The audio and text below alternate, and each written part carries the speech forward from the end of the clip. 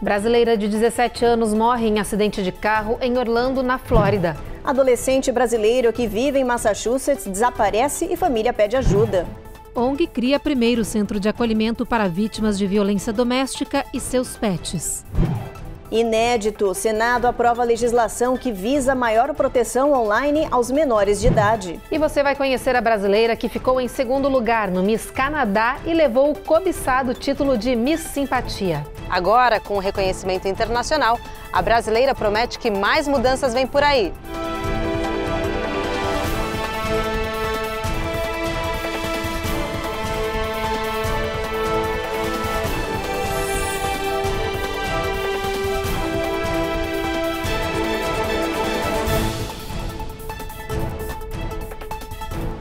Olá, boa noite. Muito boa noite. Uma brasileira de 17 anos morreu em um acidente de trânsito em Orlando, na Flórida. O carro dela perdeu o controle depois de ter sido atingido em cheio por outro veículo. A Carla Marinho tem mais informações. A rodovia estadual 408 ficou interditada por horas depois do acidente que resultou na morte da brasileira Natália do Couto Santana Figueiredo, de 17 anos. De acordo com informações da patrulha rodoviária, a adolescente foi declarada morta no local. O acidente aconteceu na tarde da última segunda-feira. Um veículo atingiu em cheio o carro da brasileira que estava na rodovia. Ela acabou rodopiando na pista e batendo em um terceiro veículo e em 3 pessoas que estavam no acostamento. As vítimas foram levadas ao hospital, 2 delas em estado grave. Natália era natural de Sergipe e morava com a família em Orlando há quase 4 anos. A comunidade brasileira ficou consternada e tem compartilhado mensagens de consolo para a família. Essa jovem se envolveu nessa tragédia que nos marca profundamente. Naná era uma jovem que tinha acabado de entrar no curso de medicina. Ela tinha toda uma vida pela frente. De acordo com o Departamento de Segurança Rodoviária e Veículos Motorizados da Flórida, cerca de 200 mil acidentes de carro são registrados todos os anos, com uma média de 2.400 mortes no trânsito. A Flórida é o terceiro em número de acidentes fatais com veículos motorizados. A dor nossa, da família, de toda a comunidade, nos faz refletir a respeito de como nós estamos dirigindo, como nós estamos cuidando um dos outros. Em Massachusetts, a nossa comunidade se uniu para encontrar um jovem brasileiro que está sumido há 4 dias. A família está desesperada e pedindo ajuda dos brasileiros que moram na cidade de Clinton. O jovem desaparecido é esse que aparece na foto, David Mota, que tem 16 anos. A família informou que o adolescente saiu de casa de carro na madrugada de sábado. Ele foi deixar a namorada na residência dela. Mas pelo caminho ele teria batido o veículo e abandonou o carro, sumindo. A namorada também está desaparecida. A polícia foi acionada e está investigando o caso. A mãe, Érica Mota, gravou uma mensagem pedindo ajuda da nossa comunidade. Olá, comunidade, eu sou Érica Mota e eu sou mãe do David Mota. O David Mota saiu de casa domingo, ele tem 16 anos, nós moramos aqui em Clinton. Ele saiu de casa no domingo pela madrugada para deixar ou para ficar com a namorada, eu não sei ao certo. Pegou o carro que nós havíamos dado para ele, mas que ele não tinha ainda autorização para dirigir.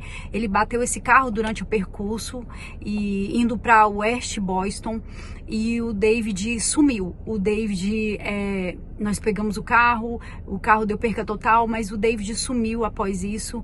E no domingo ele me mandou algumas mensagens dizendo que tinha que ser homem, que assumiu os compromissos dele, que agora ele tinha algumas responsabilidades para fazer. E depois eu descobri que esse número que ele estava me mandando mensagem era da namorada dele. E eles fugiram juntos domingo e eu não tenho mais notícia do meu filho. E eu peço a toda a comunidade que me ajude a encontrar o David, porque ele está de alguma forma muito perdido. Perdido nos seus pensamentos, perdido na sua racionalidade. E eu peço que vocês me ajudem, comunidade. E eu quero fazer um apelo para o meu filho. David, volta para casa, meu filho. Eu sou sua mãe, não importa nada material, meu filho. O carro ficou para trás, a gente vai trabalhar e comprar outro. Mas eu preciso que você volte para casa, me dê notícias, meu filho. Fala comigo, em nome de Jesus. Agora a gente fala sobre imigração, porque o estado do Texas acaba de ganhar outra batalha judicial sobre aquelas boias instaladas no Rio Grande. A situação das barreiras flutuantes que foram colocadas nas águas para impedir a passagem de imigrantes já é discutida na Justiça há mais de um ano. A nova decisão judicial do 5º Tribunal de Apelações dos Estados Unidos é considerada uma vitória do estado do Texas na batalha contra a administração Biden. É que nesta terça-feira, um juiz anulou uma decisão preliminar que tinha ordenado o governador texano a remover as barreiras flutuantes do Rio Grande.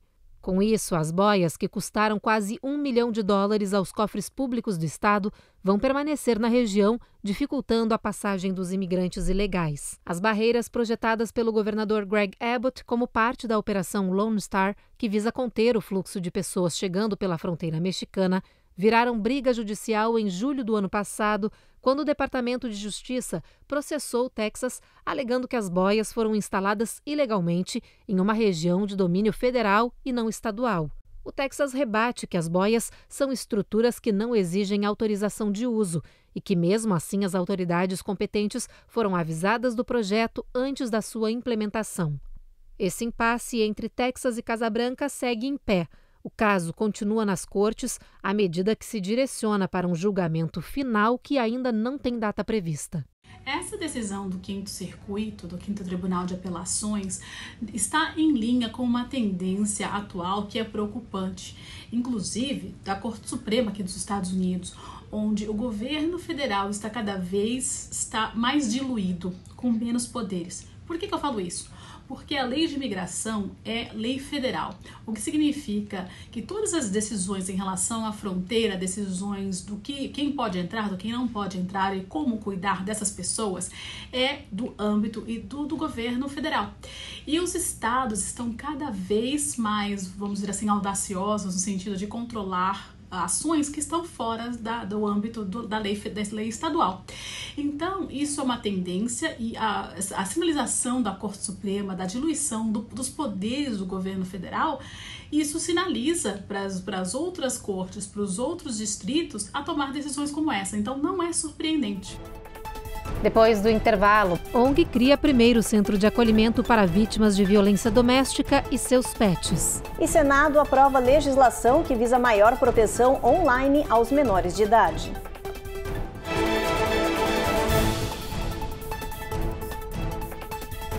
Américas no Ar. Oferecimento. Rejup Chip. Melhore agora a sua qualidade de vida. Uninter, a melhor faculdade para brasileiros nos Estados Unidos. Acesse uninteraméricas.com e inscreva-se já.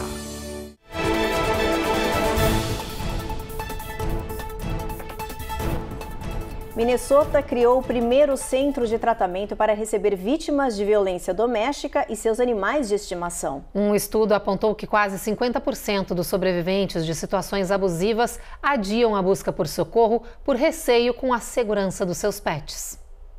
This is Toby and his sister Gracie. Estes são Toby e Gracie, dois cães que fizeram a diferença na vida de Verônica. He runs my whole life. Ela conta que conseguiu sair de uma situação abusiva porque foi acolhida junto com os seus animais de estimação na ONG Tubman, em Minnesota. O local é o primeiro do tipo a criar um ambiente para sobreviventes de violência doméstica com seus pets. Esse santuário surgiu depois que uma pesquisa recente apontou que quase 50% das vítimas adiam a partida por receio de segurança dos animais e que quase 25% regressam ao relacionamento abusivo para ficar perto dos seus cães ou gatos. It's going to be a game changer. É uma mudança de jogo, porque muitas vezes os sobreviventes têm que fazer aquela escolha impossível entre ficar em uma casa onde não estão seguros e deixar seu animal de estimação para trás com o seu agressor, que poderia potencialmente machucar seu bicho, desabafa Verônica. Jennifer Poulsen é a CEO da fundação. Ela conta que o espaço nasceu depois deles ouvirem inúmeras e repetidas histórias dos sobreviventes. We knew that we needed to do something based on the stories that we were hearing over and over again from survivors. Agora, voluntários também estão levando seus animais para o local. A ideia é criar um grande ambiente de suporte emocional às vítimas. Seu animal de estimação vai estar ao seu lado junto com outros que vão te amar incondicionalmente, conclui Verônica. Your pet is there for you and they love you unconditionally.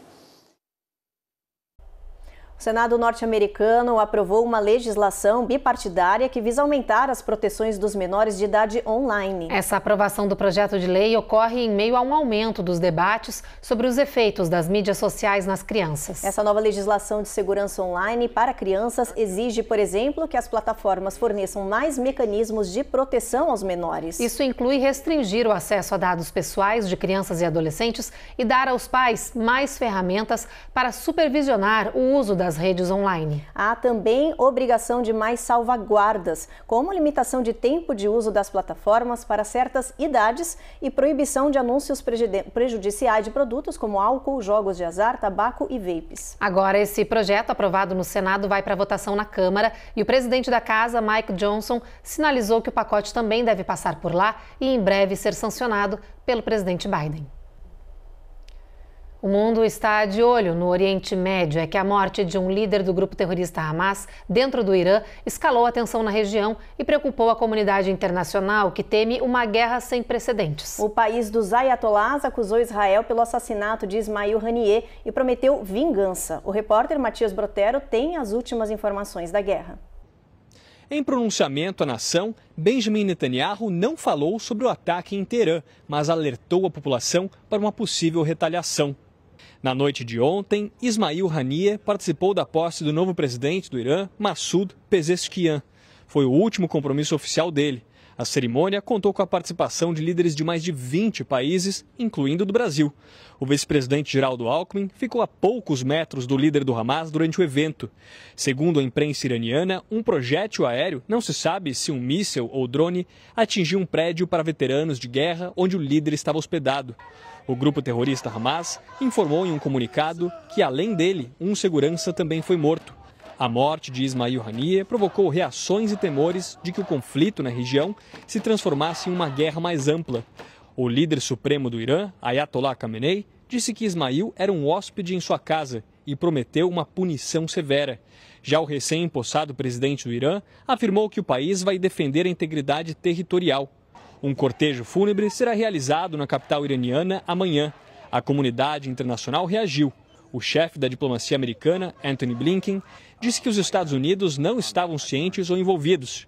Já o governo brasileiro, por meio do Itamaraty, condenou veementemente o assassinato e disse que repudia o flagrante desrespeito à soberania e à integridade territorial do Irã. Tais atos dificultam ainda mais as chances de solução política para o conflito em Gaza, diz o Ministério das Relações Exteriores, que também comentou o ataque aéreo de Israel a Beirute na terça-feira. Ontem, um comandante do alto escalão do Hezbollah foi morto pelo exército israelense no Líbano. Fuad Shukr foi responsável pelo ataque que deixou 12 crianças e adolescentes mortos nas colinas de Golã no sábado. A preocupação agora é se os ataques vão interromper as negociações para a libertação dos reféns do Hamas. De Tel Aviv, Matias Brotero, para o Américas no Ar. No próximo bloco, casos de Covid-19 têm salto preocupante no país e estados como a Flórida estão em alerta. E mais, a administração Biden apresenta proposta para combater a epidemia de drogas no país.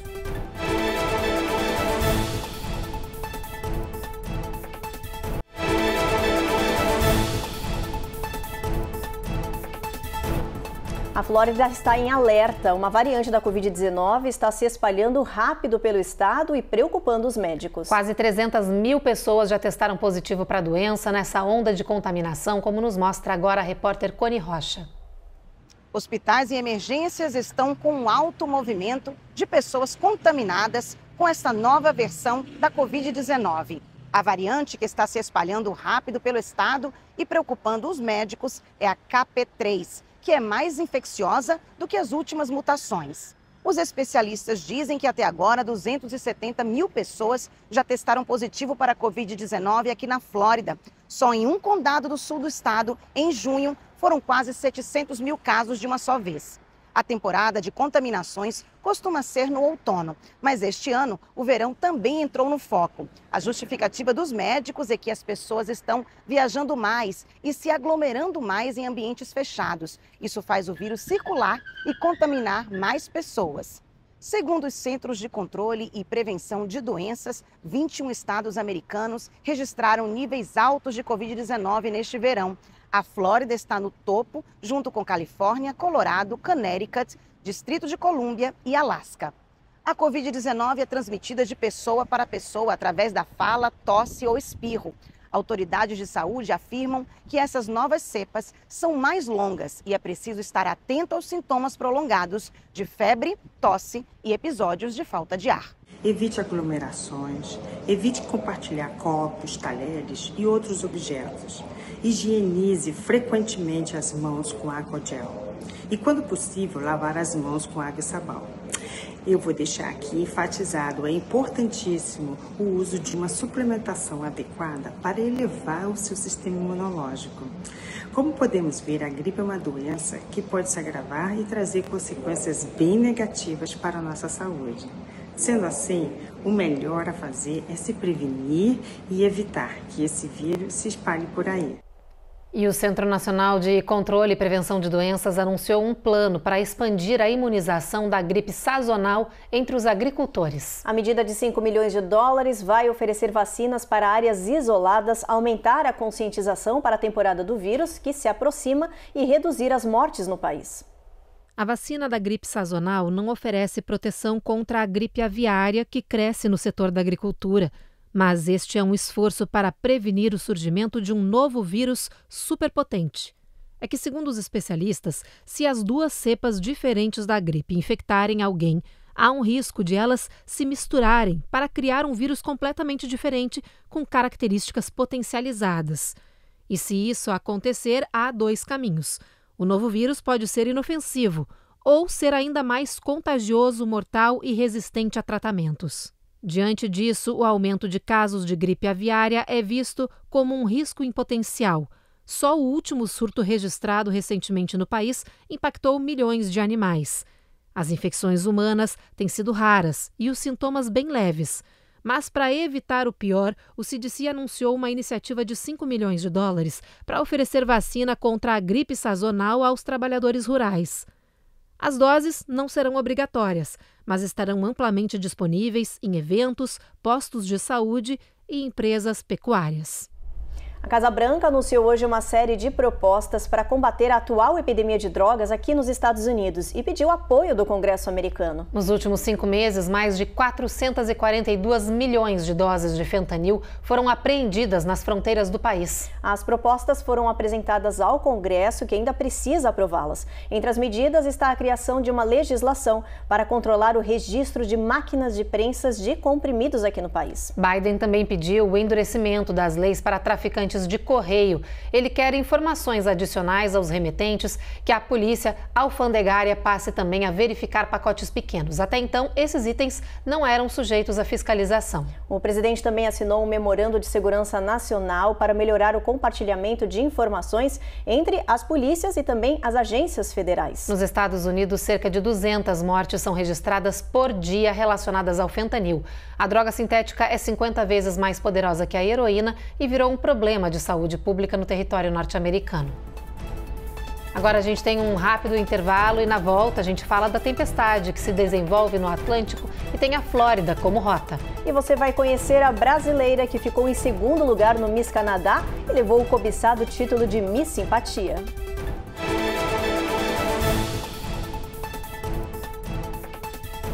Américas no Ar. Oferecimento Rejab Ship. Melhore agora sua qualidade de vida. Uninter, a melhor faculdade para brasileiros nos Estados Unidos. Acesse uninteraméricas.com e inscreva-se já.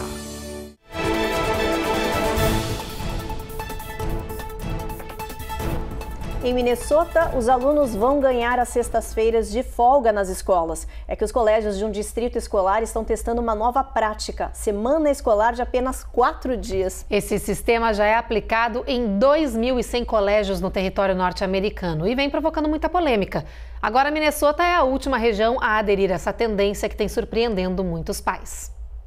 A medida foi adotada em Carleton, distrito escolar do norte de Minnesota. As aulas vão começar todo dia, 15 minutos mais cedo, e vão terminar 15 minutos mais tarde. E as sextas-feiras serão de folga. A iniciativa foi adotada depois que uma pesquisa popular mostrou que 79% das famílias e boa parte dos professores apoiavam a mudança para uma semana escolar de 4 dias.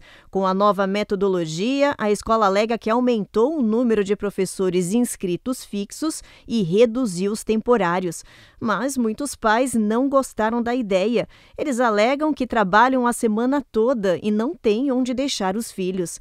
A escola informou que essa será uma tendência do futuro, já que muitas empresas também estão adotando 4 dias de trabalho e indicaram que os alunos podem usar o dia de folga para fazer trabalhos sociais e ajudar a comunidade e, com isso, juntar pontos para ingressar nas faculdades. Um levantamento apontou que 2.100 escolas em quase 900 distritos escolares já aplicam a semana de 4 dias de aula. A ideia é polêmica e vem dividindo opiniões. Eu acho que 4 dias seria o ideal para eles, já é o bastante de tempo escolar. Para mim seria ruim, né? Porque a gente zela pelo ensino. Então as crianças estão indo para a escola para aprender, para se educar e, sendo sinceramente falando, é muito ruim, porque seria só apenas 4 dias, né? E aí tem essa da gente procurar, aqui infelizmente a gente trabalha muito, e procurar babá, procurar alguém para ficar com os filhos, então assim, é um dia a menos para a gente, na verdade, né? Então assim, para mim, assim, é muito ruim mesmo. Agora vamos ver a previsão do tempo para essa quinta-feira em boa parte do país. Vem comigo aqui no telão. Olha só, a gente começa pela região de Boston, onde tem trovoada prevista, assim como Nova York e em Washington também, com máxima atingindo 100 graus. Em Charlotte até Atlanta, também previsão de muita pancada, máxima nessas regiões à beira de 95. Na Flórida, o sol aparece entre nuvens, também tem previsão de trovoada e tempestade ao longo do dia de forma isolada. O tempo começa a melhorar um pouco no Texas, né, Ruth? Pois é, em Houston, máxima de 95, mínima de 77. Brownsville, San Antônio, a gente tem tempo encoberto. Sol entre nuvens também em El Paso, com máxima de 102 graus, mínima de 78. Albuquerque, a máxima já é de 97 graus. Phoenix, a gente tem, olha só, gente, Phoenix 106 graus de máxima, apesar de ter nuvens ao longo do dia, aí vai estar bastante quente. Las Vegas, mais calor ainda, 106, também tempo encoberto. São Francisco, tempo tímido, sol entre nuvens também, mínima de 57, máxima de 67. E o Centro Nacional de Furacões atualizou as informações sobre a tempestade tropical que está em formação no Atlântico. Agora, esse sistema tem 60% de chances de evoluir para um furacão nos próximos 7 dias. Essa imagem de satélite da agência mostra a possível rota dessa formação, que deve se consolidar como furacão no sábado e, a partir da próxima semana, atingir o estado da Flórida. A parte mais possível de ser atingida é a parte sul do estado. Neste momento, essa tempestade se desenvolve perto das ilhas caribenhas, provocando muita chuva e instabilidade na região. A expectativa é de que as condições meteorológicas atuais favoreçam o agravamento dessa formação. E nós vamos seguir acompanhando as atualizações do Centro Nacional de Furacões para trazer todos os detalhes e os alertas para a nossa comunidade, né, Evelyn? Isso mesmo. Uma brasileira de 36 anos virou destaque no Canadá e que ela participou de um concurso de Miss e adivinha só, gente. Ficou em segundo lugar e levou o cobiçado título de Miss Simpatia. A repórter Eloá Orazen conversou com essa brasileira com exclusividade. Tonight, Canada's most beautiful women will compete for the title of Miss Universe Canada 2024. Se a beleza está nos olhos de quem vê, então o mundo todo tem os olhos voltados para uma brasileira, Raika Coutinho.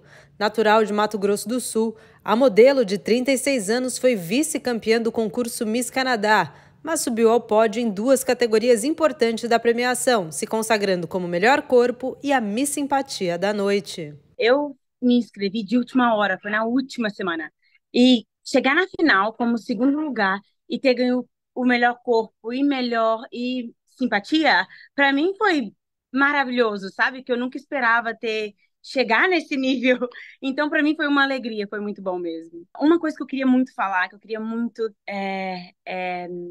que a gente reforçasse é que, mesmo eu tendo ganho em segundo lugar, para mim, o mais importante foi ter ganho Miss Simpatia. Porque Miss Simpatia são 69 meninas convivendo com você todos os dias.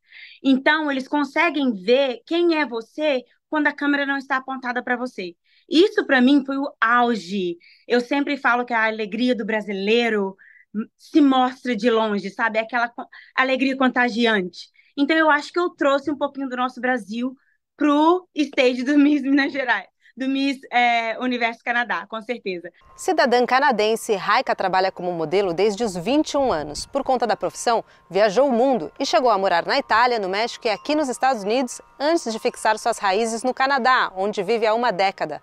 Agora, com o reconhecimento internacional, a brasileira promete que mais mudanças vêm por aí, só não de endereço.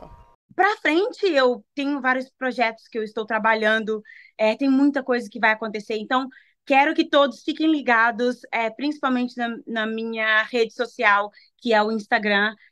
Lá você pode me achar como I am Raika, com 2K, I am Raika, com 2K, e lá eu vou estar postando tudo que está vindo por aí, tem muita coisa nova que está vindo. Eu não posso falar ainda, mas está vindo muita coisa boa, foi maravilhoso.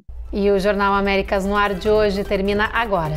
A gente espera vocês novamente amanhã e você fica agora então com mais um capítulo da edição especial de Apocalipse. Boa noite. Boa noite.